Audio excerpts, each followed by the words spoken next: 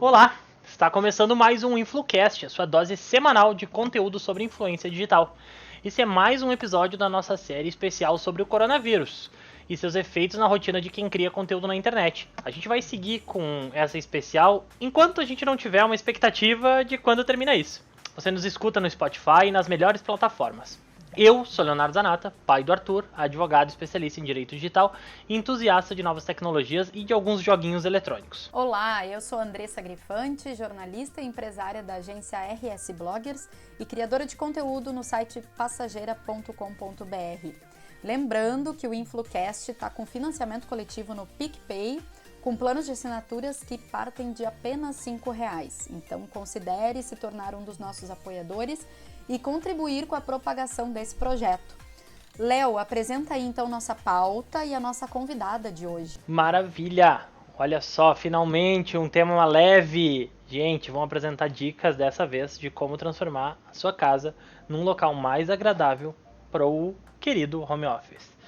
Sabemos que muitos dos nossos ouvintes trabalham com produtos e serviços digitais e, portanto, seguem trabalhando em suas casas durante essa quarentena. Para nos ajudar a criar um ambiente com mais harmonia e mais tranquilo, chamamos a arquiteta e a influenciadora no blog e no perfil Salvei a Decor, Karina Goulart. Seja muito bem-vinda. Obrigada! Oi, Léo! Oi, Andressa! Muito obrigada pelo convite. Tô bem empolgada no assunto. Já tenho muita coisa para falar. Vai render esse assunto aí. A gente é que agradece a tua presença, porque tá cada um na sua casinha, bem resguardado. E é um prazer te ter aqui, Karina, para falar finalmente de um tema leve, porque os últimos temas dessa série aqui foram todos meio densos, assim, né? A crise econômica, como afeta o turismo, como afeta os esportes, e tudo, assim, foi bem complicado de desenrolar, porque são áreas que realmente, com a quarentena, com essa pandemia, tiveram uma dificuldade aí, né, em seguir. Então agora a gente vai falar de coisas boas, vamos falar do nosso lar, do espaço onde a gente está passando aí mais de 90% do nosso tempo. E para começar, eu quero trazer aqui um dilema meu, tá? Um problema meu e de muitos amigos aí com quem eu converso, que é a dor nas costas, resultante de postura errada, né? Porque a gente teve que adequar aí a sala, o quarto, a mesa de jantar para trabalhar de casa.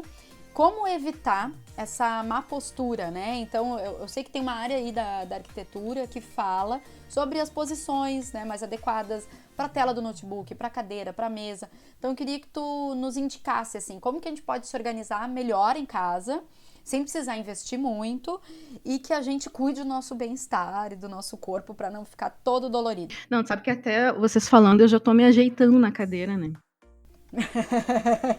A gente já vai se arrumando, porque a gente não percebe como é que a gente trabalha, né? Como é que a gente tá sentado, a gente não se vê. E às vezes esse exercício de parar e perceber como é que tá a altura da cadeira, como é que tá os nossos pés, ó, meus pés já não estavam sendo encostados no chão, os pés, já a primeira dica, eles têm que estar 100%, a planta do pé tem que estar no chão, né? Isso já melhora já profundamente, né? Mas falando assim da parte de ergonomia, até para não ser algo assim muito pesado, muito profundo, né? Até tu falaste, né, de trazer um assunto mais leve. Eu não tô aqui para trazer mais problema para ninguém, tá? Pelo amor de Deus. Vamos aqui falar de coisas leves, né? Então, essa parte de ergonomia, é muito bom a gente perceber que se há dor, né, é porque há um esforço repetitivo e isso está acompanhado de algum erro que não está certo aqui na nossa postura, né? Então a gente precisa olhar primeiro para a altura da nossa cadeira e, muito importante também, para a altura da nossa mesa. E a mesa, ela deve ficar de 70 a 75 centímetros de altura do chão. Isso é muito importante. Às vezes as pessoas acabam até que trabalhando em bancada, né, bancada de cozinha, na banqueta, que é às vezes um espaço bom, né, mas na verdade essa altura e a altura da banqueta não é recomendada para ficar muito mais que meia hora, né? Às vezes quando é uma coisa assim rápida, assim, checar um e-mail, alguma coisa, né, mas para atividade de ficar trabalhando em home office 3, 4, muitas vezes até 6 horas, né, profissional fica, é importante que ele esteja com uma cadeira, observar também que tipo de cadeira que ele está sentado. Às vezes, acabo se utilizando até de um espaço da mesa de jantar e usa a cadeira de jantar, né, para trabalhar. E isso, às vezes, acaba aqui detonando muito a coluna. Já trabalhei muito nesse estilo, assim, quando morava na casa dos meus pais.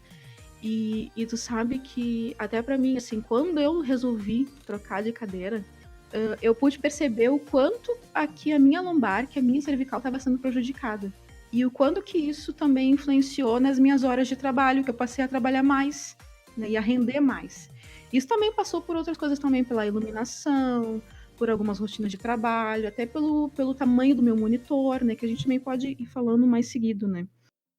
E isso, essa questão até de dor nas costas, até é o mais recorrente, né? Mas às vezes tu tá com uma dor no pescoço e tu não sabe o que que é, uma dor no ombro, muitas vezes uma dor de cabeça, e tu vai ver a tua postura, né? Que vai até influenciar no qual é o ângulo de visão que tu tá olhando pro teu monitor, né?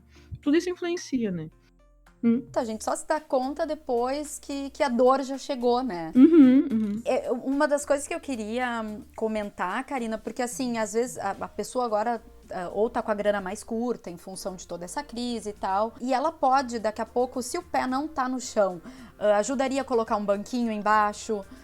A gente sabe que ali o monitor tem que estar na altura dos olhos, coloca livros embaixo, né? Eu já fiz isso um bom tempo, assim, de trabalho, enquanto eu não comprava, assim, um suporte para o meu notebook. Então são alguns truques, né, que a pessoa pode ter em casa mesmo. Exatamente. Quem trabalha com monitor do notebook, é muito importante que o monitor esteja na altura dos olhos.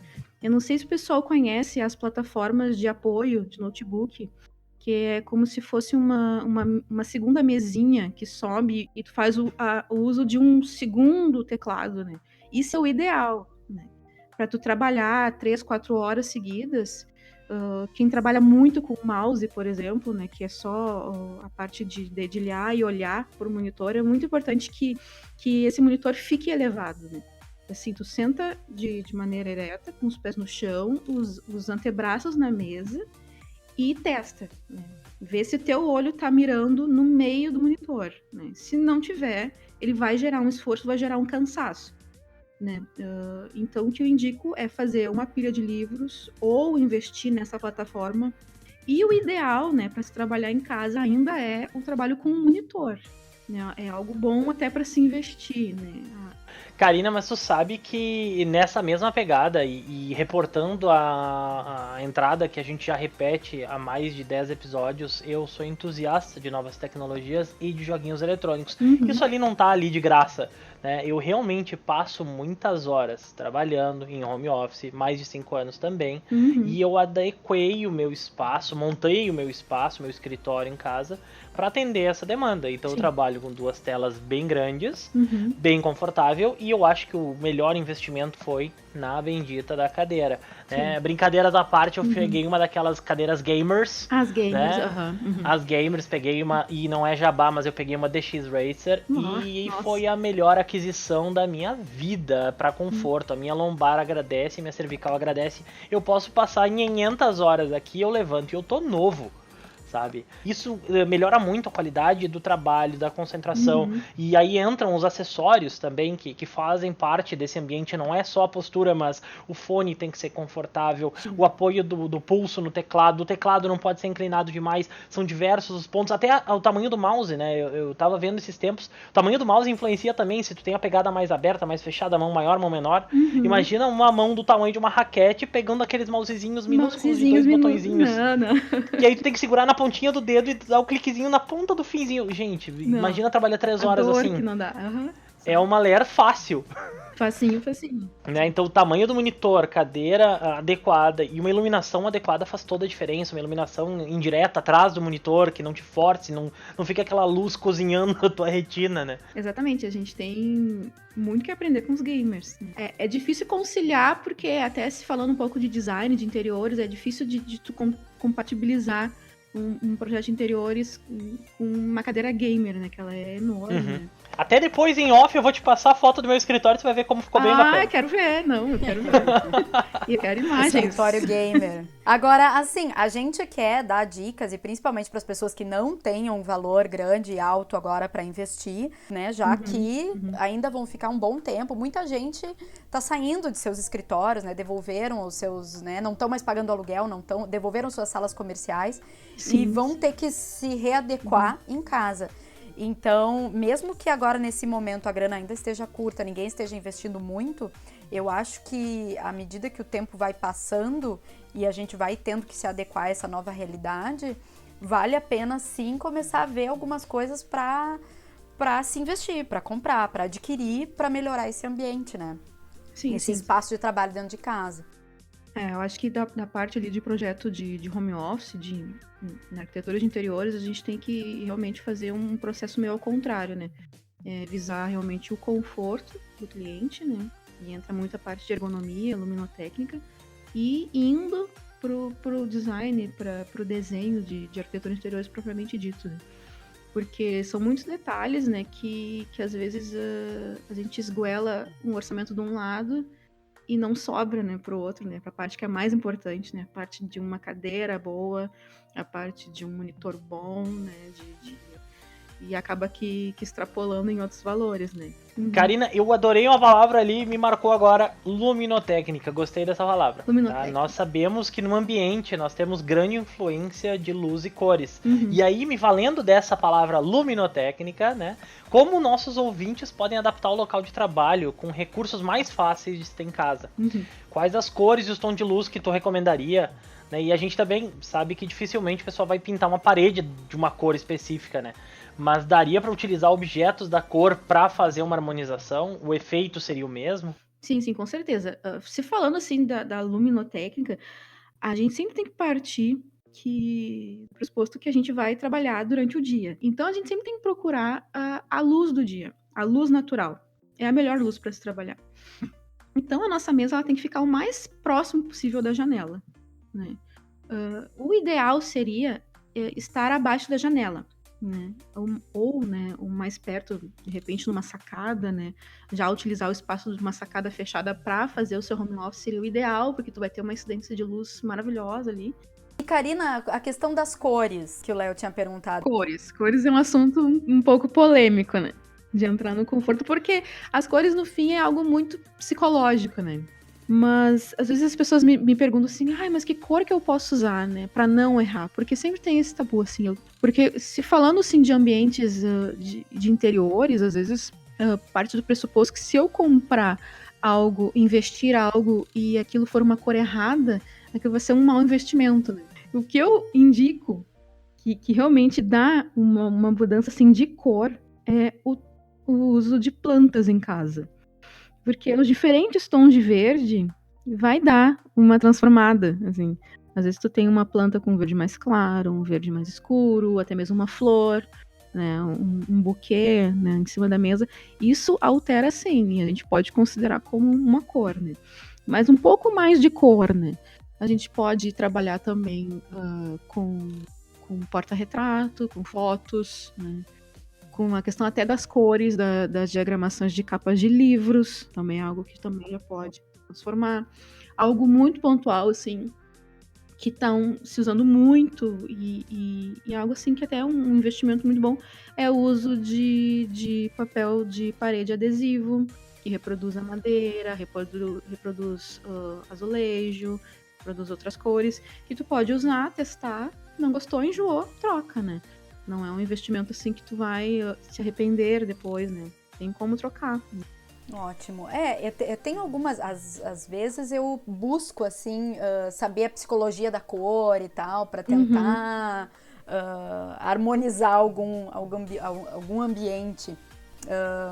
Vale dar essa dica, né? Daqui a pouco, no momento de trabalhar e de focar, dar uma limpada, né? No ambiente, não deixar talvez tão poluído de tantos objetos, com tantas cores que despertem, assim, enfim, que ativem demais o nosso cérebro, que vai ficar olhando para tudo que é lado e não vai fazer nada com grande foco. Sim, exatamente. Hoje mesmo até eu publiquei uma ideia de projeto no feed do Salveia Decor, onde mostrei um projeto extremamente simples, né, que dá para fazer numa tarde, que parte da premissa de ter uma mesa, no mínimo, uma mesa de 1 metro por 50 centímetros de profundidade, já dá para se trabalhar, né? E fixada na parede com 2 mãos francesas. Simples, assim. E a cadeira. Pronto, já tá montado o home office, né? Que pode tranquilamente ser instalado no quarto, né? Por hora se retira o criado mudo, se instala a mesa, né?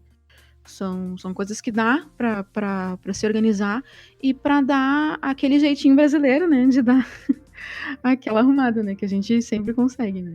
Bom, agora vamos aproveitar que a gente está falando de cor e vamos falar da cor verde que pode nos ajudar e muito, que é a cor das plantas, né? Não só verde, mas né, o colorido também de plantas e de se ter as plantas perto da gente.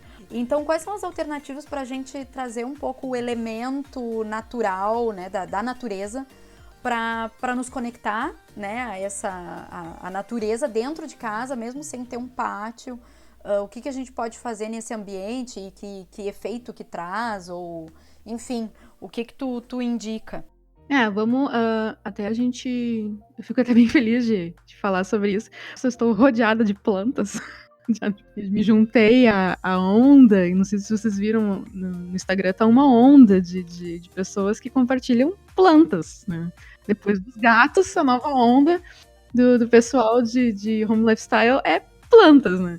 Então, viramos todos as loucas das plantas.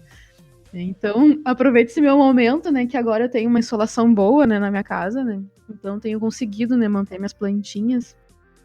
E é uma grande onda, é uma grande tendência, né, a parte da biofilia, né, de trazer a parte orgânica, né, tudo que é orgânico, a própria planta em si, mas também formas orgânicas, né, cores orgânicas, que é o bege, o verde, o marrom, coisas que te retratem a natureza, né, aquela coisa do pé no chão, aquela coisa que te retrata o vento no rosto, janelas abertas, né?